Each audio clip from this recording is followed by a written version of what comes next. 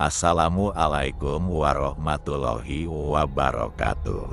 Halo para pendengar setia Cerimis. Selamat datang kembali di channel kami. Pada malam ini, kami akan membawa kalian ke dalam sebuah kisah yang penuh dengan kengerian dan misteri. Siapkan diri kalian untuk mendengarkan cerita yang akan membuat bulu kuduk kalian berdiri. Inilah kisah santet legendaris Bambu Apus. Tubuh meletus, maut datang menjemput.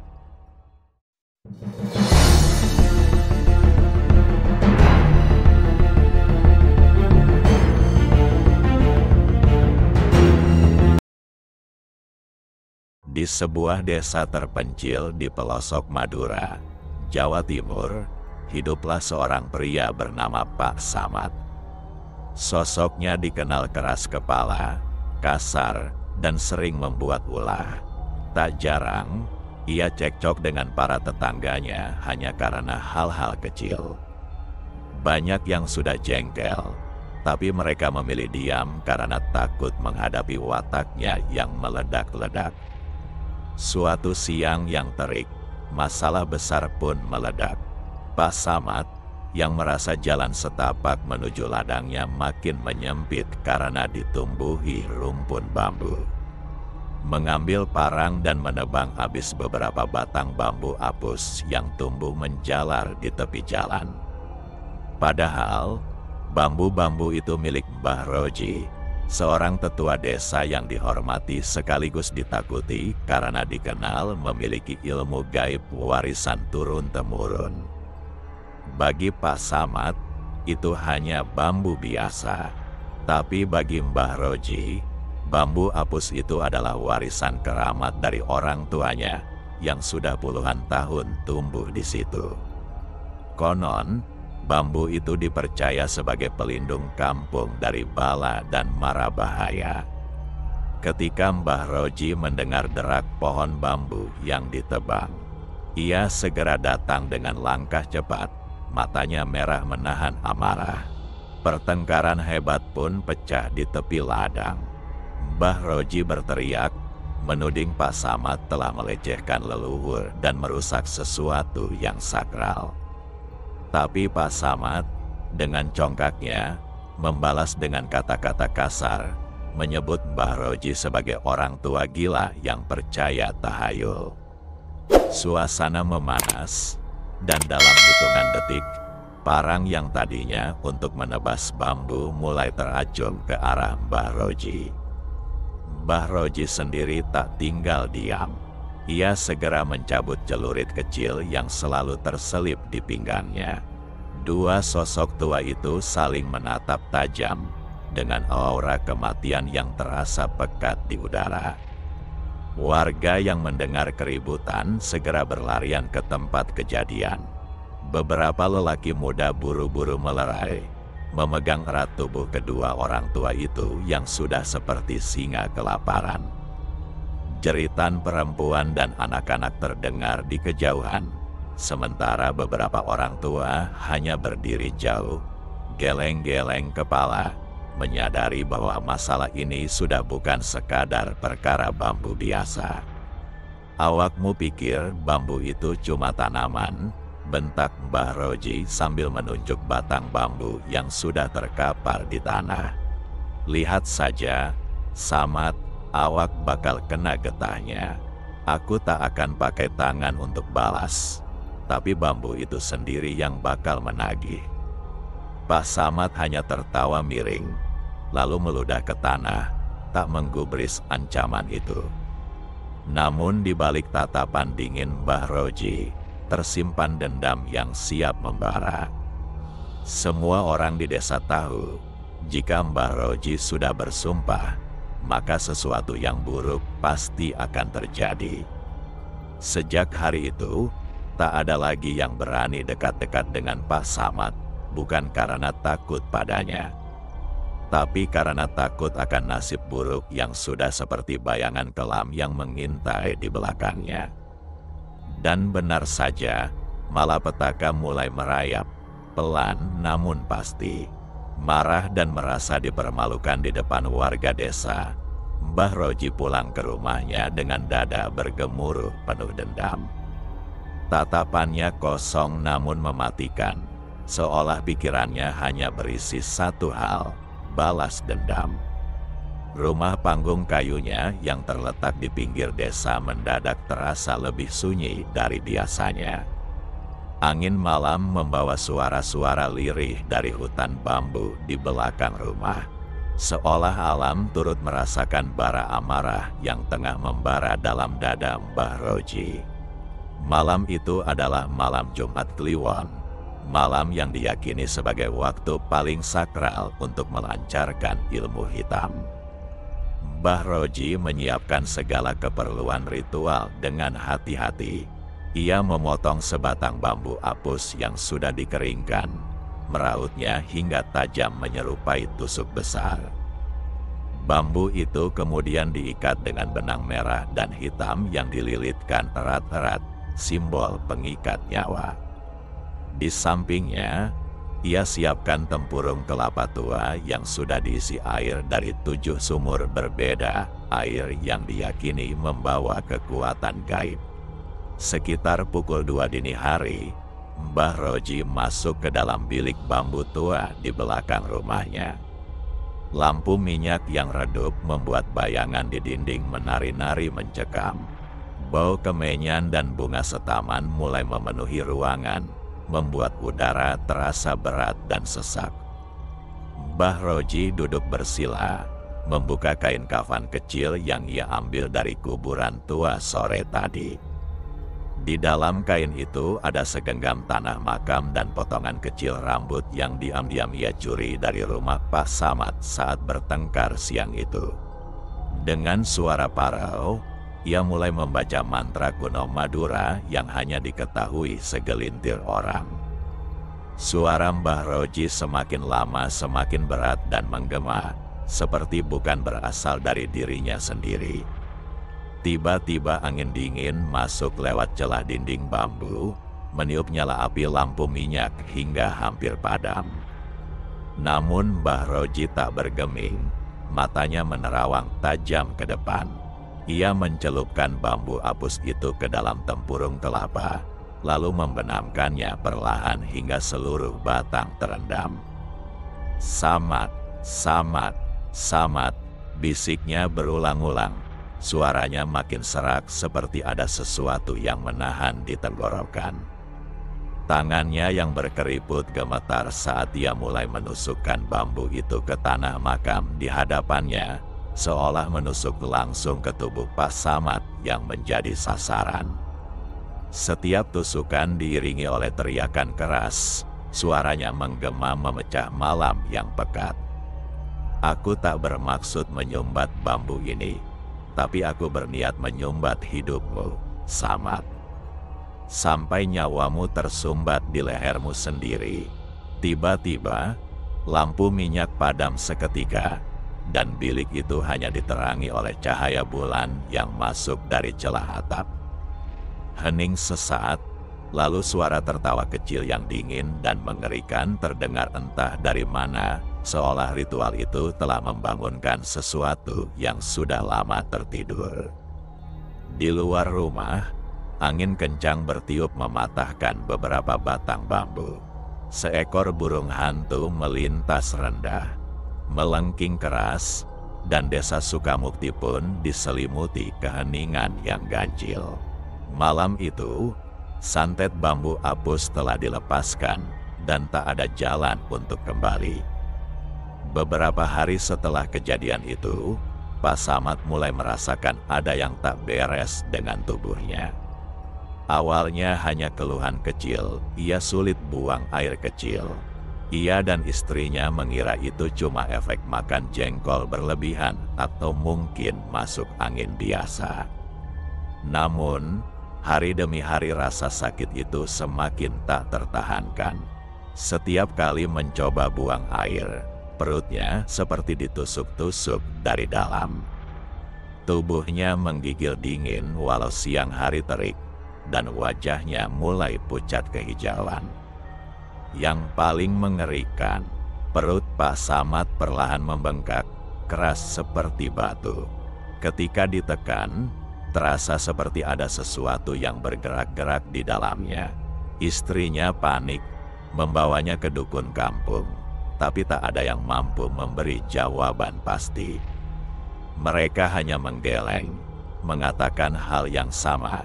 Ini bukan sakit biasa, ini kiriman. Malam-malam Pak Samad pun berubah menjadi teror hidup. Setiap tengah malam, ia terbangun dari tidur karena mendengar suara aneh dari halaman rumah.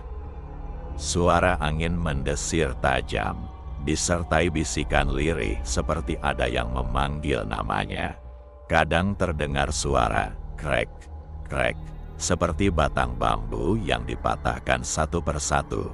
Padahal malam itu hening tanpa angin. Pernah suatu malam, istrinya yang hendak ke dapur melihat dari celah jendela, sosok bayangan hitam berjalan cepat di halaman, setengah menunduk, dengan tangan panjang menggenggam sebatang bambu yang basah mengkilap seolah baru ditebang.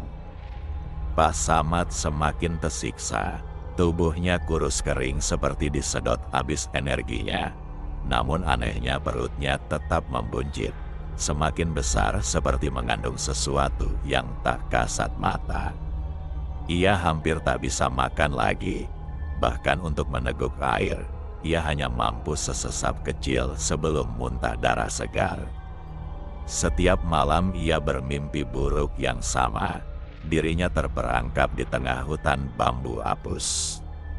Rumpun bambu itu hidup, batang-batangnya bergerak sendiri, melilit kaki, tangan, lalu tubuhnya, makin lama makin erat hingga dada dan lehernya seperti dihimpit batu besar. Nafasnya sesak, dan di ujung penglihatannya selalu ada sosok hitam dengan mata merah menyala, berdiri tegak dengan suara parau berbisik, "Rasakan akibatmu, Samad, rasakan." Di puncak penderitaannya, tetangga-tetangga mulai bercerita mereka sering melihat hal aneh di sekitar rumah Pak Samad. Ada yang melihat asap tipis mengepul dari atas genteng di tengah malam. Ada pula yang bersumpah melihat sosok bayangan menggantung di batang bambu yang tumbuh liar di belakang rumahnya. Padahal bambu itu sebelumnya tak pernah ada di sana. Warga mulai benar-benar resah. Pak Samad sudah dibawa ke dokter, dukun, bahkan seorang kiai terkenal dari desa sebelah, tapi semua angkat tangan. Diagnosis medis tak mampu menjelaskan sakit aneh itu. Para orang pintar hanya berkata hal yang sama. Ini bukan penyakit dunia, ini kiriman, santet yang disalurkan lewat bambu apus. Setiap kali ada upaya penyembuhan, bukannya membaik, tubuh Pak Samad malah bereaksi aneh. Luka-luka kecil mulai bermunculan di sekujur kulitnya, dan jika diperhatikan lebih dekat, bentuknya menyerupai potongan bambu kecil yang seolah menancap dari dalam kulit, membuat siapa saja yang melihat langsung bergidik ngeri. Malam menjelang kematian Pak Samad menjadi malam paling kelam yang pernah diingat warga desa itu. Angin bertiup kencang disertai suara gemeretak tajam seperti ada yang menyeret batang bambu melintasi dinding-dinding rumah. Istrinya, yang sudah tak mampu tidur karena takut dan panik, mendengar suara ketukan keras di dinding rumah, bertalu-talu tanpa henti, seperti ada yang memaksa masuk. Getaran keras membuat lampu minyak bergoyang dan bayangan-bayangan menari liar di dinding. Tak lama, terdengar suara seperti batang bambu diseret pelan-pelan melintasi lantai kayu rumah mereka. Suara itu semakin lama semakin dekat ke kamar tidur. Dengan gemetar, sang istri memberanikan diri masuk ke kamar. Saat pintu terbuka, matanya langsung membelalak. Pak Samad dalam posisi duduk tegak di ranjang, tubuhnya kaku seolah dipaku di tempat. Matanya terbuka lebar, menatap kosong ke langit-langit dengan sorot mata yang nyalang ketakutan. Mulutnya juga terbuka sangat lebar, seperti hendak menjerit. Tapi tak ada suara apapun yang keluar, hanya deru napas berat yang tersendat. Di ujung ranjang, ada sebatang bambu apus kecil yang tampak basah kuyup, seperti baru saja diangkat dari air, meneteskan cairan yang menggenangi lantai. Penderitaan Pak Samad mencapai puncaknya di saat-saat terakhir. Tubuhnya mulai kejang hebat, menggeliat seperti orang yang dicekik tak kasat mata. Perutnya yang selama ini buncit kini menggembung semakin besar, begitu besar hingga kulitnya menegang dan tampak nyaris pecah. Berdenyut-denyut dengan gerakan yang mengerikan, seolah ada sesuatu yang hidup dan mendorong dari dalam. Tiba-tiba, dari mulut Pak Samad menyembur sesuatu yang benar-benar tak terbayangkan. Kotoran hitam pekat yang seharusnya keluar dari dubur, mengalir deras dari mulutnya hingga membasahi leher dan dada. Bau busuk menyengat memenuhi seluruh ruangan, membuat istrinya jatuh terduduk dan menjerit histeris. Saat azan subuh menggema dari kejauhan, tubuh Pak Samad mendadak membeku. Sorot matanya kosong, mulutnya masih menganga lebar dengan sisa-sisa kotoran menempel di bibir dan dagunya. Ia meninggal dengan wajah yang begitu mengerikan, hingga warga yang datang memandikan jenazahnya harus menutup wajahnya dengan kain tebal karena tak tahan melihat ekspresi ketakutan yang membeku itu. Yang lebih mengejutkan lagi, ketika warga memandikan jenazah, mereka menemukan bekas luka kecil berbentuk irisan bambu apus memenuhi hampir seluruh tubuhnya, dari dada, punggung, hingga telapak kaki. Luka-luka itu tampak masih basah dan baru, seperti baru saja ditusukkan sebelum kematiannya. Desa pun diguncang ketakutan. Malam setelah pemakamannya, suara ketukan bambu masih terdengar jelas di rumah Pak Samad yang kini kosong. Beberapa warga yang lewat malam-malam mengaku melihat bayangan panjang berdiri di depan rumah, menggenggam bambu basah dengan kepala menunduk. Sejak kejadian itu, tak ada satupun warga berani menebang atau sekadar menyentuh bambu apus di desa mereka, takut kejadian mengerikan itu terulang. Nama Pak Samad pun menjadi legenda gelap, pengingat bahwa dendam yang bersinggungan dengan kekuatan gaib bisa berakhir dengan cara yang tak terbayangkan. Seiring waktu, rumah Pak Samad dibiarkan kosong dan perlahan ditelan ilalang. Namun kisahnya terus hidup dari mulut ke mulut.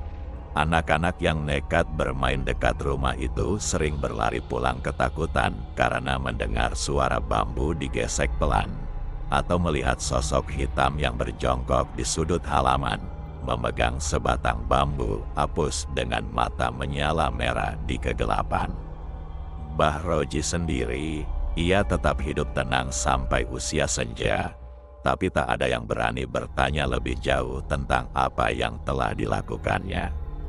Kadangkala, saat malam Jumat Kliwon, warga melihat Mbah Roji duduk sendirian di depan rumahnya, menatap rumpun bambu apus yang tetap tumbuh subur, sambil berbisik lirih pada bayangan gelap yang bersembunyi di antara batang-batang bambu itu. Dan sejak saat itu, satu pelajaran melekat kuat di benak semua warga desa. Jangan pernah remehkan bambu apus. Karena jika dendam sudah ditanam melalui batangnya, kematian bukanlah hal yang mudah, melainkan siksaan panjang yang tak terbayangkan sampai napas terakhir. Terima kasih telah mendengarkan santet legendaris bambu apus. Tubuh meletus, maut datang menjemput. Bersama Cherry Miss, kami harap kisah ini memberikan pengalaman mendebarkan bagi kalian semua. Ingatlah, di setiap sebab selalu ada akibat yang tak terduga menunggu. Waspadalah, karena terkadang Yang menakutkan bukan hanya cerita, tapi kenyataan yang bisa terjadi kapan saja. Jangan lupa untuk like, komentar kisah horormu, dan subscribe agar kamu tak ketinggalan kisah-kisah horor nyata lainnya dari Cerimis. Wassalamualaikum warahmatullahi wabarakatuh.